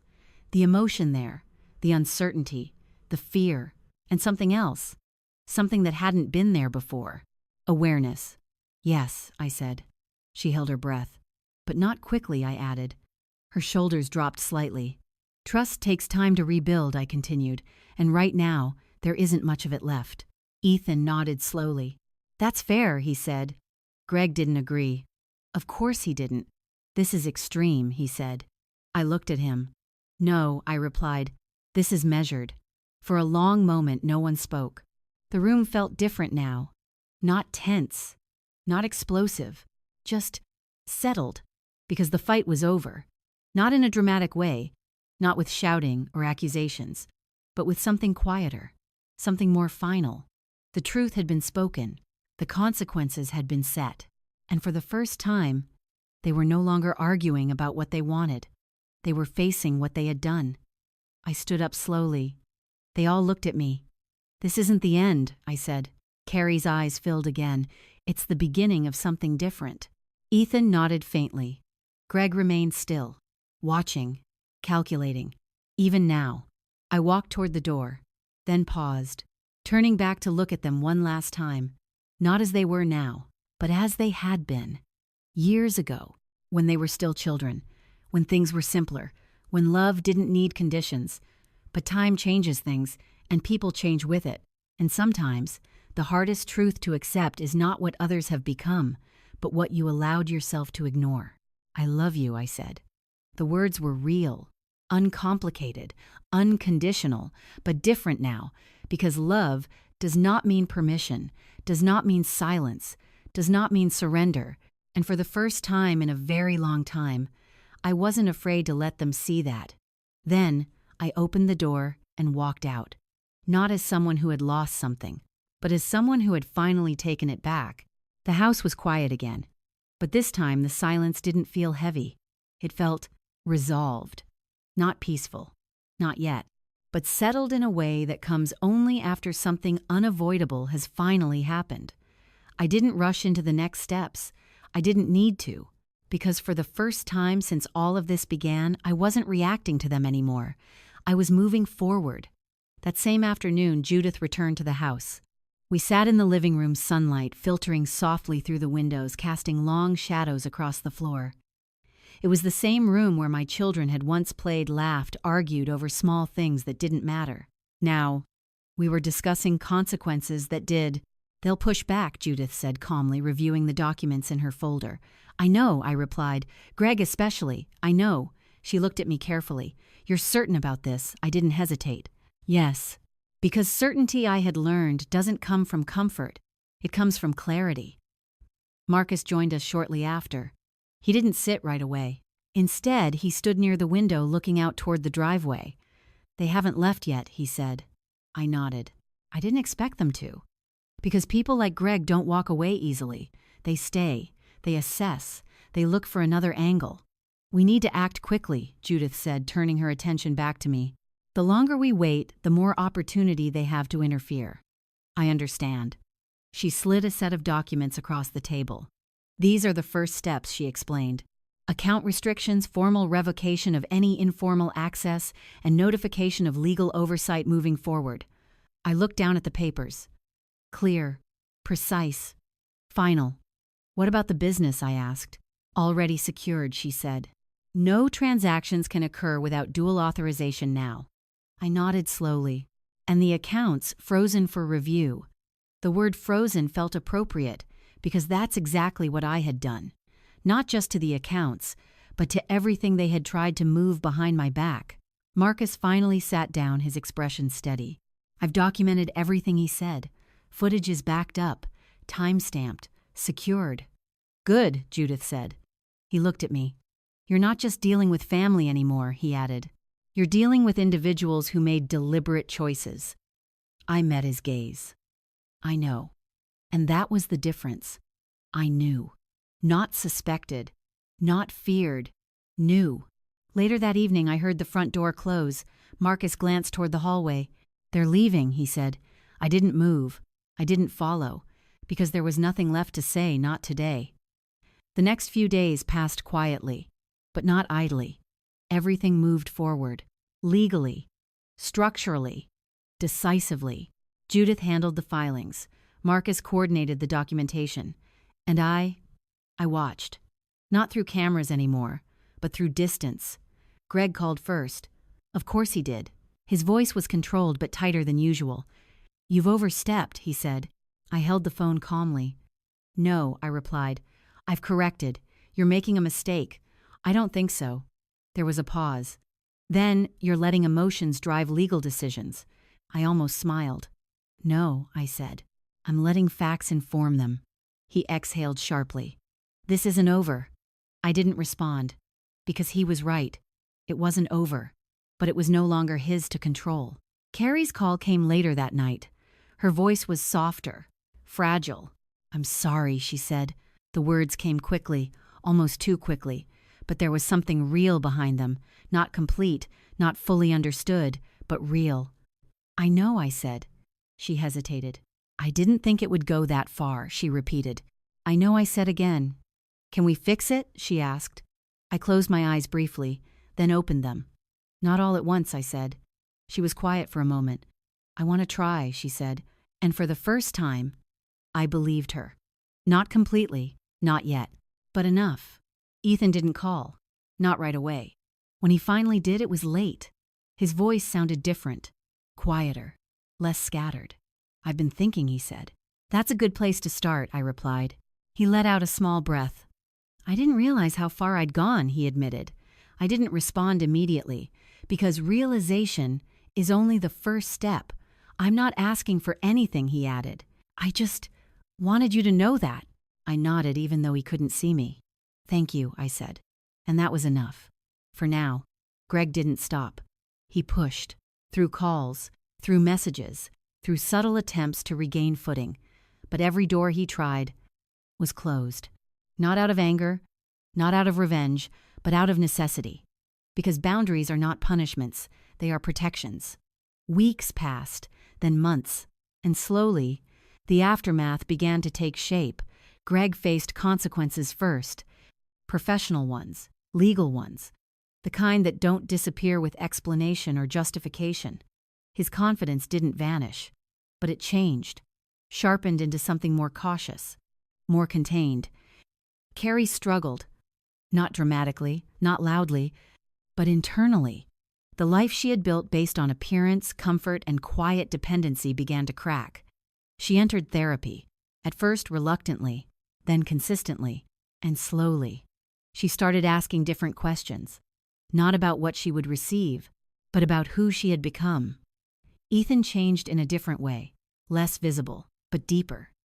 He stopped asking for money, stopped showing up with excuses, started working, not perfectly, not consistently, but genuinely, and sometimes that matters more. As for me, I rebuilt, not from nothing, but from truth. The business stabilized, under new structure, new oversight. The foundation in Walter's name began to take form something meaningful, something lasting, something untouched by what had happened. Lila remained by my side, not just as support, but as something closer to family, the kind you choose, the kind who stays without needing anything in return. The house felt different now, not empty, not broken, just honest, because everything inside it was finally seen for what it was. One evening I stood in the study again, the same room, the same desk, but a different person standing inside it. I looked at the drawer, the one that had started it all. Then I walked over and locked it. Not out of fear, not out of suspicion, but out of understanding. Because some things are not meant to be accessed without permission, and that includes trust. I turned off the light and stepped out of the room, not closing the door behind me, because I no longer needed to. Everything that had been hidden there was already in the open. Time has a way of revealing whether change is real or just convenient. In the weeks after everything unfolded, I didn't rush to rebuild anything, not trust, not relationships, not even routine. I let things settle. I let silence do its work. Because for the first time in my life, I understood something clearly.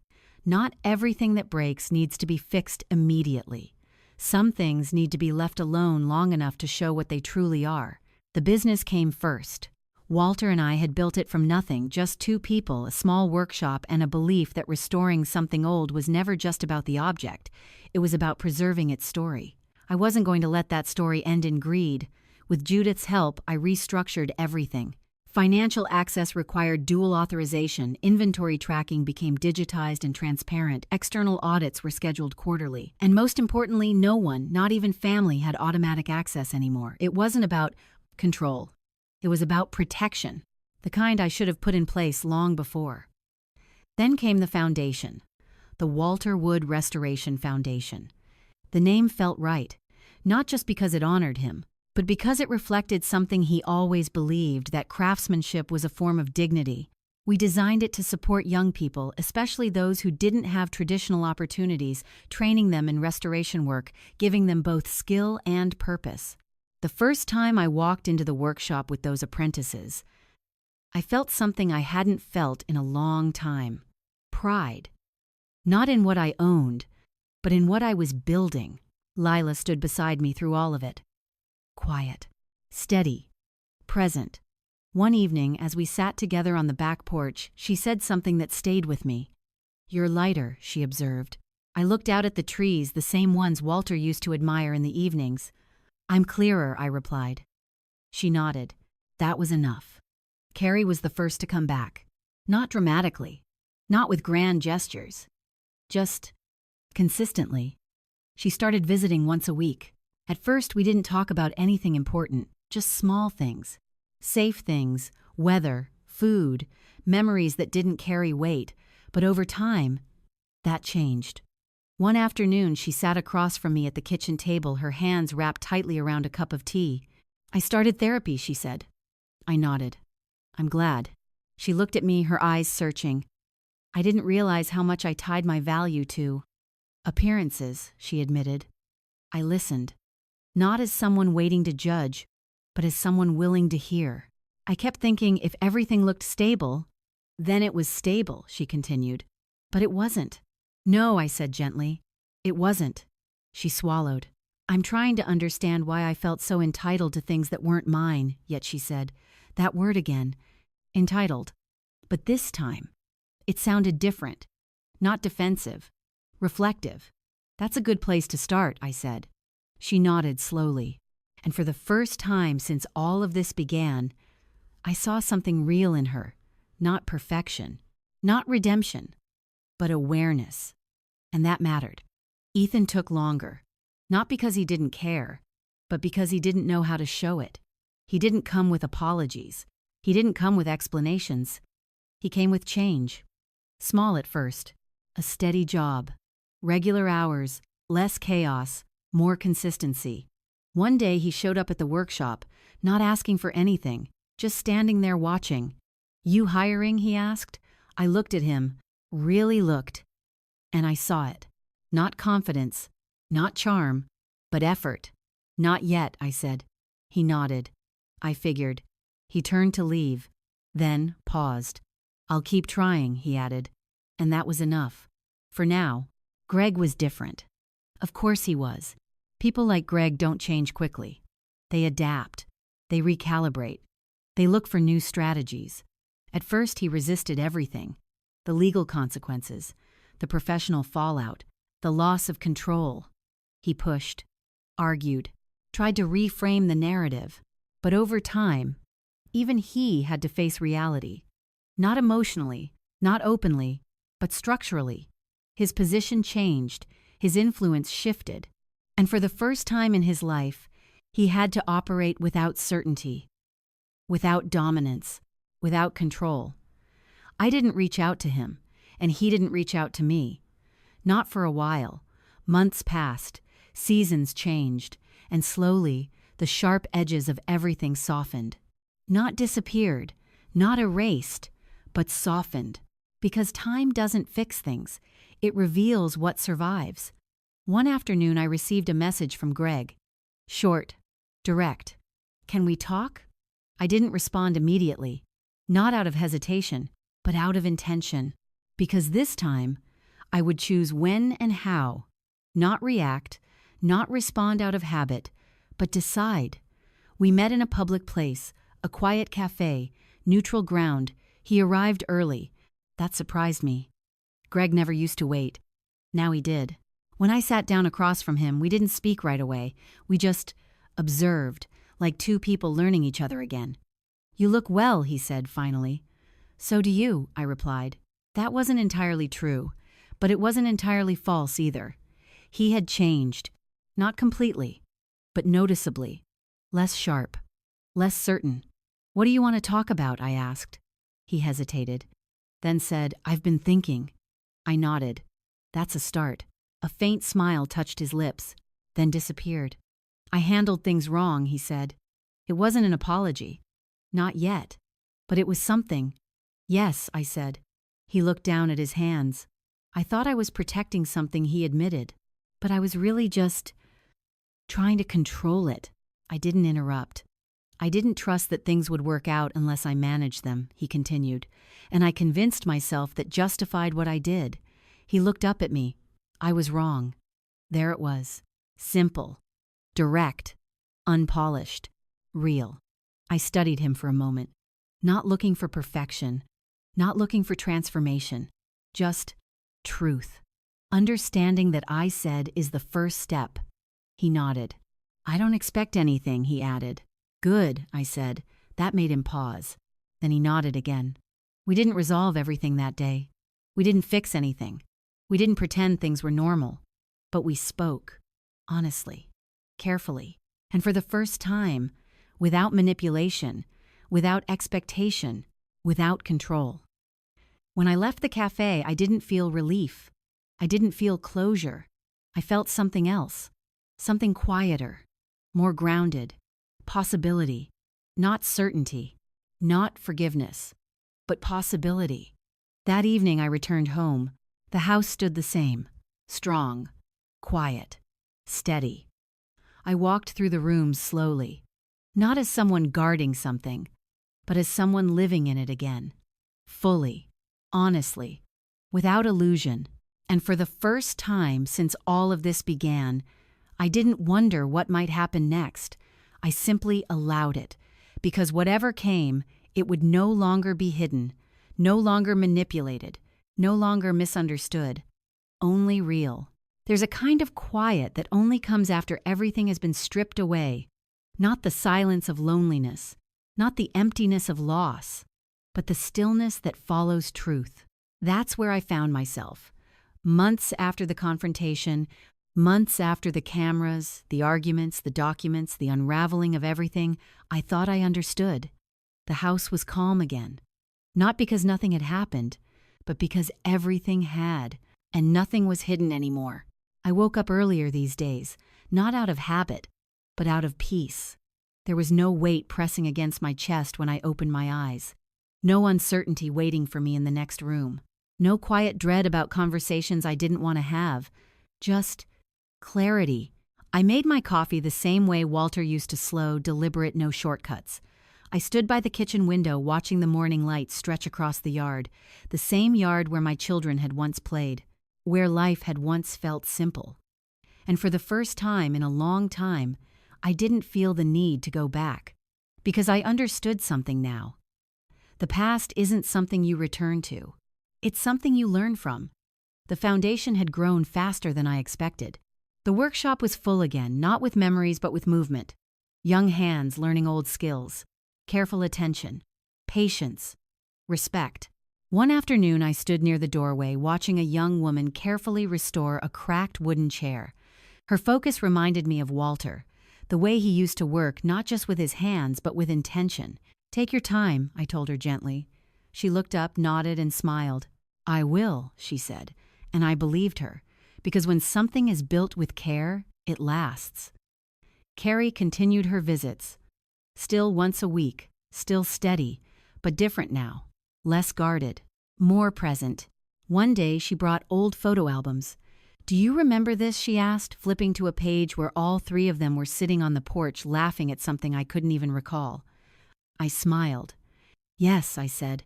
"You spilled lemonade all over your brother." She laughed softly. "I used to think those moments would always be there," she said. "They are," I replied. She looked at me confused. "They just don't look the same anymore." She nodded slowly.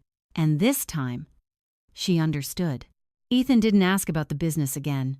Not directly, but he kept showing up. Working, learning, failing, trying again. One afternoon I watched him struggle with a restoration piece, frustration written all over his face. "This is harder than it looks," he muttered. I stepped closer. "It's supposed to be," I said. He looked at me. "For what it's worth." "I get it now," he added. "Get what I asked. Why you and Dad cared so much about this," he said. I nodded.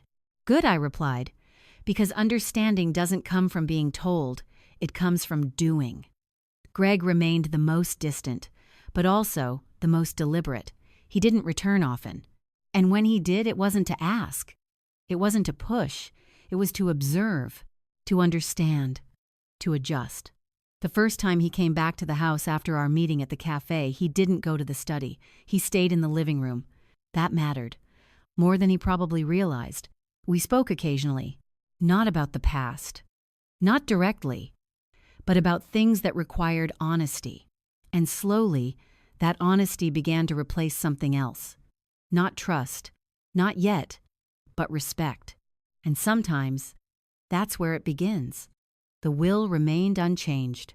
Most of the estate was allocated to the foundation, to scholarships, to people and structures that would preserve what Walter and I had built. My children were still included, but conditionally, carefully, intentionally. Because inheritance is not a reward, it's a responsibility, and I needed to know they understood that. One evening I sat in the study again, the same room where everything had started, the same room where everything had been revealed. But it felt different now. Not heavy, not guarded, just honest. I opened the drawer, the one that had once held secrets. Now it held only what it was meant to. Nothing more, nothing hidden. I looked at the papers inside, then closed it again, not locking it this time. Because I no longer needed to. I walked to the window looking out at the fading light, and I thought about everything that had happened. Not with regret, not with anger, but with understanding, because this wasn't just their story. It was mine too. I had trusted without question, given without boundaries, loved without condition. And while love should never be conditional, respect should never be optional. That was the lesson, the one I had learned too late, and just in time. The hidden camera had shown me more than I expected, not just who my children were, but who I had allowed myself to be. And once you see something clearly, you can't unsee it, but you can choose what to do with it. I chose to rebuild, not the past, but the present, not the illusion, but the truth. That night I turned off the lights in the study and stepped into the hallway. The house was quiet again, but this time, it felt right. Not because everything was perfect, but because everything was real. And that was enough. There is a kind of pain that comes from betrayal, but there is a deeper pain that comes from realizing you ignored the signs. For years, I believed that love meant trust, without question, giving without limits, and forgiving without boundaries. I thought that being a mother meant protecting my children from everything, even the consequences of their own actions, but I was wrong. Love without boundaries doesn't create stronger relationships. It creates imbalance. And over time, that imbalance turns into expectation, and expectation turns into entitlement. What I learned, what I had to learn the hard way, is that love must stand beside respect, not replace it. You can love someone deeply and still say no. You can forgive and still protect yourself. You can hope for change and still require accountability. The truth is painful, but clarity is freeing. And sometimes the greatest act of love isn't giving more. It's finally standing still and refusing to give what is no longer deserved. If this story made you feel something, I'd really like to hear from you. Have you ever had to set boundaries with someone you love? Do you think Mildred made the right decision? Tell me where you're watching from and what time it is where you are. I always find comfort in knowing how far these stories reach. And if you believe stories like this matter, don't forget to subscribe. There are many more truths we haven't talked about yet.